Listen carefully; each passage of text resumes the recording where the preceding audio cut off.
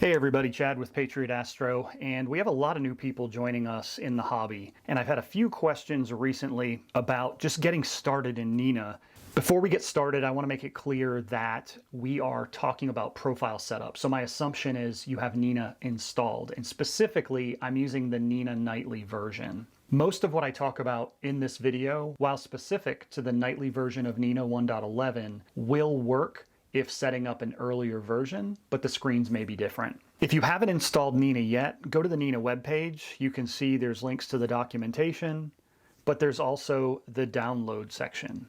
After going to downloads, you have multiple options. While you can download the stable release of 1.10 or even the most recent version of 1.10, which is in beta, I suggest you go and install 1.11 nightly version. It's very likely to be beta soon, if it's not already at least beta or stable by the time you watch this video. Scroll down on the page and go ahead and download the latest version of the nightly build, and I'm going to download the 64-bit version here. Also below this, notice the SkyAtlas image repository. It's a large 1 gig file. Download that as well. Okay, at this point, I'm going to assume you've downloaded the files, you've installed Nina, which is a very basic installation process, and extracted the SkyAtlas somewhere on your computer. Now let's go ahead and just start Nina. One more assumption I'm going to make at this point is that you've already installed all necessary software and drivers for your equipment. Keep in mind, there may be multiple install packages to include native Windows drivers or even ASCOM connectivity. This is an installation of Nina that I already have in place, but I've got it set to a default empty profile so it'll look and feel just like your own installation. You can see I don't have a camera attached, but before we worry about equipment, we're going to go straight into options and we're going to look at our profiles. Notice the profile that I'm in right now that's checked and active is default. First thing I'm going to do is change the color scheme. There are two settings here. On the left, primary, and on the right, the alternative color scheme. The primary color scheme is the one that it will boot to. At the end of the video, I'll show you how to change to the alternate color scheme if you ever need to do that. Now, if at some point you ever have multiple profiles to control different mounts and different camera setups, you can actually go ahead and create additional profiles that you can toggle between them quite easily. To create a new profile, you can simply click the plus button.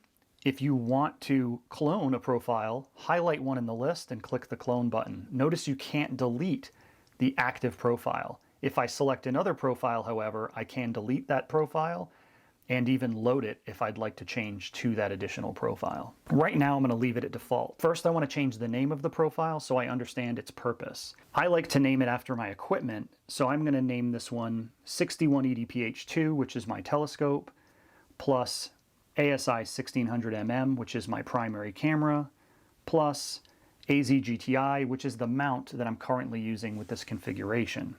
It should be noted that whenever you make a change in a field or a setting, as soon as you click on another field, it will automatically save the previous field.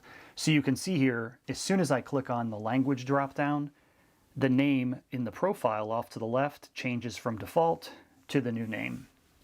So I'm going to go ahead and change the language, in my case to English United States. I'm going to leave the auto update source as nightly. I'm going to set the SkyAtlas image folder, and you need to define this location to wherever you extracted that 1 gig set of files from earlier. And I'm not going to make any other changes here in the upper right corner. Everything else should be fine. Now in the bottom left, you do need to set your latitude and longitude for your location.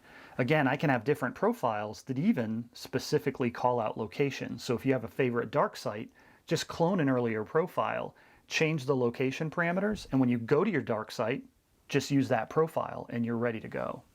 So I'm going to enter my latitude and longitude information, and I'm not going to add a horizon file, but there is a great video I put together on that you can watch later. Now I'm going to go to the equipment tab, and in the equipment tab, I can start to set up my equipment. Now I find it a little bit easier if the system is aware about some of your equipment.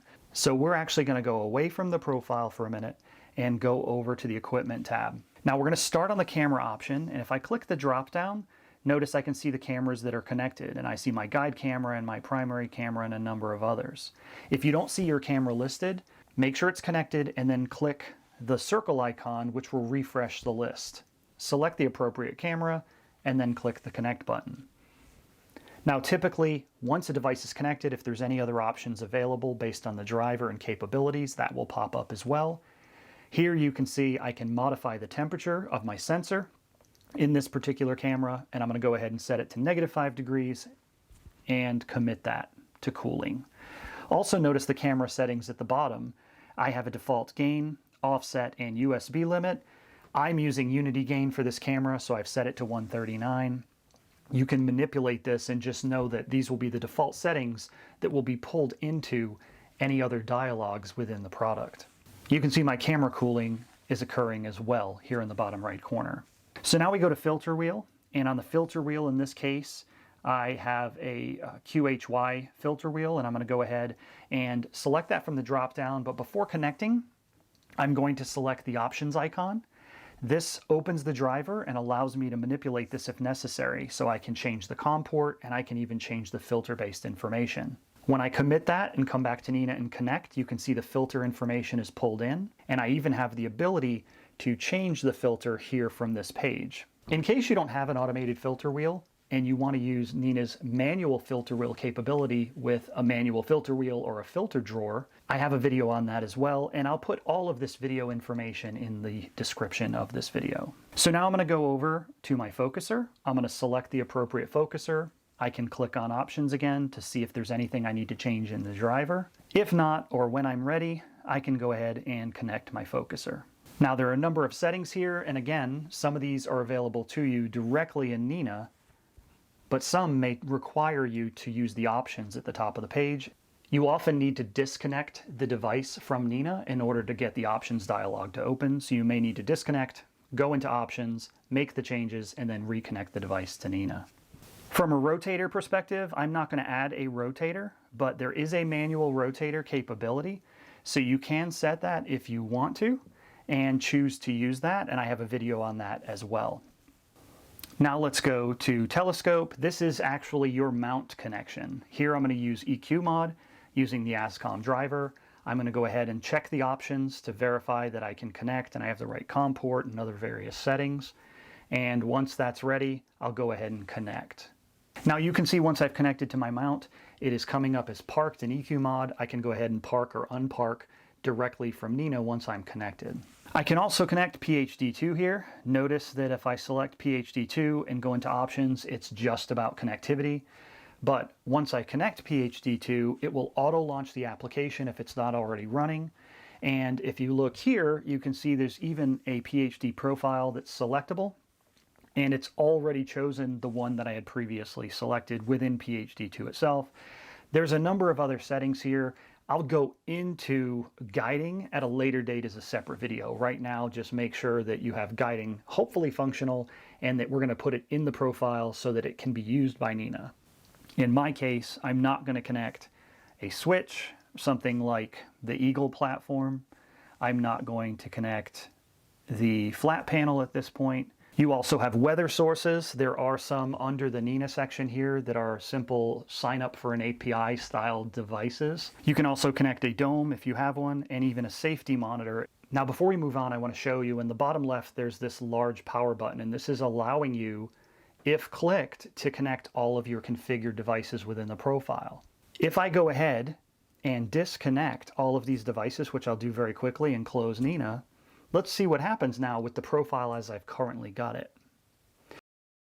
Now if I open Nina, notice the drop downs for the various devices are still populated. If I clicked the Connect All button, I can confirm that and it will connect all of the devices simultaneously. So you can see once the profile is ready and set up correctly, starting off your night is a very simple task. Now that I've reset the system and connected all of my devices, I'll go back into my camera and reset cooling.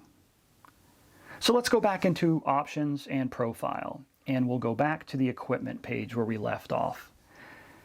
You can see it's pulled in some information about my camera, specifically bit depth and pixel size. If you need to change things for one-shot color cameras, you can change the Bayer patterns and advanced settings as well. Do go ahead at this point and configure your telescope information. I'm going to set the name of the telescope, the focal length, focal ratio, and I've left a default settle time of 5 seconds so that if the mount ever moves, it's going to wait 5 seconds before it attempts anything. This will let the mount settle so you don't get movement in your image. Below the settings for telescope, we have our weather-related connectivity information. So if you signed up for any of those accounts and you have an API key to enter, you can do that here. In the bottom right, we have planetarium software. I use Stellarium, so I can set that in case I ever want to connect the two. We'll do that in a later video as well. And then in the upper right-hand corner, notice it imported my filter wheel information, and I know what filters by name are in which position. So let's move on to autofocus. I have multiple videos that'll help you with this process, specifically around properly configuring autofocus, setting up things like filter offsets, and also using all of that to build smarter and more efficient sequences in Nina. This is something you would do after the profile's ready and you have your devices connected properly. If you have a dome connected, you'll have to go ahead and make those configuration changes. Because that's an advanced setup, I'm going to leave that out of this video. File settings. Now there are a couple things you want to do here. Now by default, I'm going to leave this as fits. Depending on your camera, that may need to be modified. The important piece you really want to look at, though, is the next component here where we set an image file path. That's where we're going to save our images. And then below that, we have an image file pattern. And this is important because as you take light frames for various targets, the system knows where to save it, but it needs to know how to save it, what folder structure to use, how to name the files. And we have a number of variables on the bottom left. And what we can actually do if you look at this is I'm going to go ahead and make some modifications to this. But what you can do is you have the ability to use these variables so that you can say variable name slash something else slash, like I have date minus, and then I have slash target name slash, and that's basically saying create a folder with the date field as the folder name, and then create a subfolder with the target name, and then create another subfolder with the image type. Is it a dark or a light frame or bias, etc. Then after that, I've got my file name, and you can see I've got various parameters separated by the underscore character, and I've even put a lowercase s after the exposure time. Now, after you've done this or while you're working on it, look at the pattern preview below it, and it'll show you, here's an example of what the output would be. We'll have a folder with a date name, then we'll have a target name folder, then we'll have a type of image folder, in this case light, and then we have that long file name. And that's an example of what the file name will look like. So you can manipulate this pattern to your liking. In the upper right-hand corner, we have Meridian flip settings. Now it's critical to understand setting the Meridian flip here does not make Meridian flips occur. What this does is says if you've told the system to ever do a Meridian flip, it will use these parameters to determine how and when to perform that flip. So what we're going to do here, in my case, is I'm going to say, I want my Meridian flip to be available to the system 5 minutes after the meridian is crossed. I'm going to set the maximum number of minutes after the meridian, where the Meridian flip can occur, to 15 minutes. That gives me a 10-minute window where a flip can occur. In almost every case, turn use telescope side of peer to on. This is basically saying that most modern mounts can communicate with Nina and make Nina aware of what side of the mount you're on currently. It just makes sure that your flips are more consistent and successful. Recenter after flip. This just says after every Meridian flip, do I always want to force a plate solve? I do. I want to make sure I'm back on target and centered. I set a settle time, so after the flip, while the gearing is catching up, especially with systems with backlash, I suggest you set some amount of settle time. I just go ahead and do a half a minute here. After my Meridian flip, I want to settle the system for 30 seconds, let the gearing engage and catch up, and as it begins to kick in its tracking again, I'll know that I have a stable system that I can start using to take images. Do you want to set a pause before Meridian flip? You can certainly set that. Maybe you have a setup where you know your telescope potentially will hit a leg or hit the frame or hit a pier. You can actually set a pause to say, you know what, 30 minutes before the flip, I just want to go ahead and pause. And what that will do is 30 minutes before any Meridian flip, it will actually stop guiding, stop tracking, it will stop. The system will wait for the rest of the parameters to kick in when the Meridian flip should occur, maybe 5 minutes after the Meridian. It will cause the Meridian flip to happen at that point, and then it'll actually bring you back to an active tracking state. Also, do you want to autofocus after the flip? I always choose to autofocus after the flip, especially with my Schmidt-Cassegrain telescope in case I have any mirror flop. This is just the definition of how flips will occur. In order for a flip to actually take place, in the basic sequencer it needs to be enabled. In the advanced sequencer it needs to be set as a trigger. Now we go down to image options. Annotate image you can leave to off. The only reason to set it to on is if during the evening while you're imaging, if you want to see HFR numbers near the stars on the screen on your images. This is just an overlay. It will not save this data for all of this HFR overlay information into your photos. It does not affect your light frames at all. It's just an on-screen indication of HFR output. If you want to be able to debayer the image for the preview and debayer before doing HFR, you can actually set that here. It is not going to force a debayered save. This is just for on-screen viewing in the image tab. Even with a monochrome camera, it's okay to set this. If a debayer is not necessary, it's not going to do anything. We also have the option to do unlinked stretch. So if you have a desire to unlink the channels before stretching them in the viewer, go ahead and turn that on. Finally, we have a SharpCap sensor analysis folder that can be defined if you're doing sensor analysis. And then we have various advanced settings. Typically, you can leave these as the default. Okay, and then in the bottom right corner, we are going to pretty much leave this alone for right now. I have other videos where I'll show you some of the parameters that could be changed, like the startup sequence template.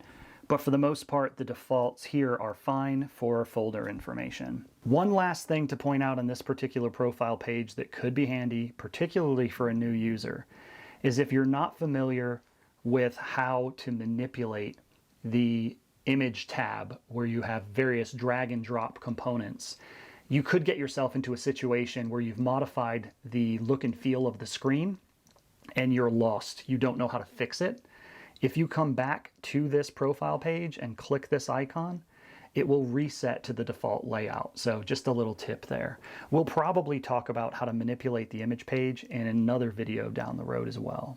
So going on to the final profile options tab is plate solving. In the upper left-hand corner, we have two options we need to configure. We need to choose a plate solver and a blind solver. Just so you know the difference, the plate solver is the tool that will be sent the image and coordinates and timestamp that we need to solve. If you have an image but don't have a location and timestamps, that's called blind solving. Blind solving tends to be a fallback or a situation where you don't have information to go with the image. Now in Nina, you should always have information pretty much to go with the image because you just took the image and that data should be embedded within the FITS file itself. The reason the blind solver is here for the most part within Nina is if you ever have a situation where your coordinates of your mount are not quite accurate, you take an image, you ask the solver to solve it, but the solver is trying to use bad coordinates with a known image and it just doesn't match up.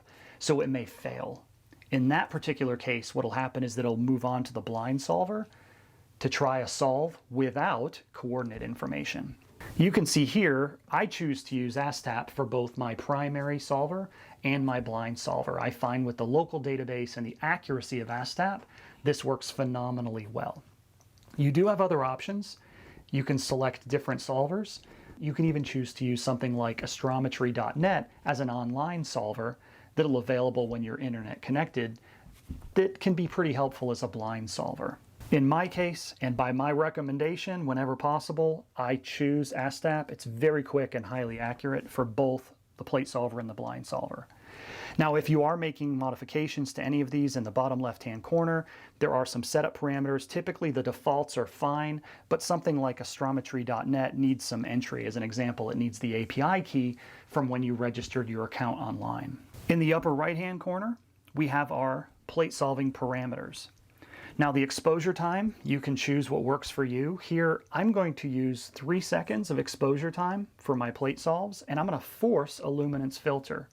If you're going to use whatever the current filter happens to be, and you have narrowband filters installed, you may need to raise the exposure time so that you get enough light from the stars to have a solvable image. I'm going to leave binning and gain as the default, I'm going to adjust my pointing tolerance to 2 arc minutes. Again, this is just how tolerant am I of deviation from that centering. This is going to be mount specific. On my more accurate mounts, I keep this around 1 arc minute or less. On my AZGTI travel mount, I have to raise this because the accuracy isn't quite there. If using an electronic rotator or the manual rotator, you can set a rotational tolerance. Here I'll just leave that as 1 degree, and you can force the number of attempts and the delay between attempts. There's one more piece of this puzzle as it relates to plate solving and functionally working within Nina, and I'm going to get there in just a couple minutes.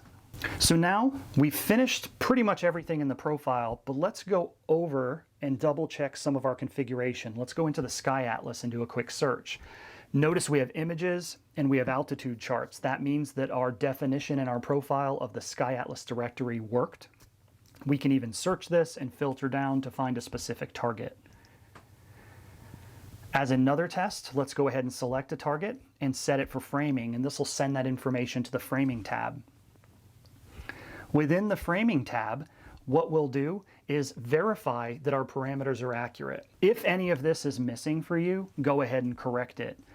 Notice here it did pull in my camera parameters of my width and height and pixel size of my sensor, but for some reason it didn't pull in focal length. That might have come in after a reboot, I'm not sure, but I'll just go force that. Now, based on that definition, it can frame up. You see the box pop up here. It can frame up and show me the framing of my target. In this particular case, my target frame, based on my camera parameters, is overhanging the view on the screen. I can just go increase my field of view and say, when you go to this online database, pull down an image that's at least 4 degrees. Now the image is larger and my framing fits. This allows me to manipulate it and get a better feel for what my framing should look like as I do start to take pictures in Nina. We'll talk more about this and a whole lot of other Nina features in more detail later. Now, from here I have the ability to slew and center, but I mentioned earlier there's one more piece to plate solving we need to configure. So we're going to go ahead and go into the imaging tab and show you where that is. Once in the imaging tab, there's a lot of setup that can be done here. You can manipulate this screen. I'm going to save this for a later date as well. If you're ever missing any component, just go mouse over at the top of the screen to find the component that's missing, click on it, and it will show up either as a new panel or as a tab. Specifically for plate solving though, you need to click on plate solving, and notice there's 2 toggle buttons here that are set to off. We need to turn both of these on. This is how Nina knows that when I plate solve, I do want to sync to the new coordinates and I want to re-slew to the target. If you don't turn these on here, your plate solve will occur. You will get results from your plate solve, but your mount will never re-slew to try to recenter the target and will never sync the coordinates received from the plate solving software. One other piece I want to mention here are plugins. So there's a number of plugins you can enable at the global level. I suggest minimally adding in the 3-point polar alignment plugin so you have it handy should you ever need it, but there's a number of other great ones here as well. The last thing we'll talk about is in the bottom left-hand corner, there's a couple small icons. On the left is the ability to toggle from your primary color scheme to your alternate UI color scheme. Maybe you set your primary color scheme as something dark that you can use outside at night, but you'd like to have a lighter color scheme that you can toggle to if you ever just need to see in a brighter setting. The middle icon takes you directly to the documentation online. You may find this necessary if you ever have a question within Nina's interface. The rightmost icon brings you to an About page, and specifically the one piece I want to call out here is the Discord link. Nina's support is via Discord, and I'm going to do a video later on Discord in general for astrophotography and some great resources that are available. And in that video I'll also cover connecting to Nina's Discord and how it works. So here we go. We've got a fully functional profile. We have connected devices, and you should be able to go out and start taking images right away. There's a number of other videos you may need to watch around the advanced sequencer, configuring autofocus, offsets, etc., but you're definitely on the way to better imaging. If you have any questions, let me know. Please like, subscribe, and share this video with others. And as always, clear skies.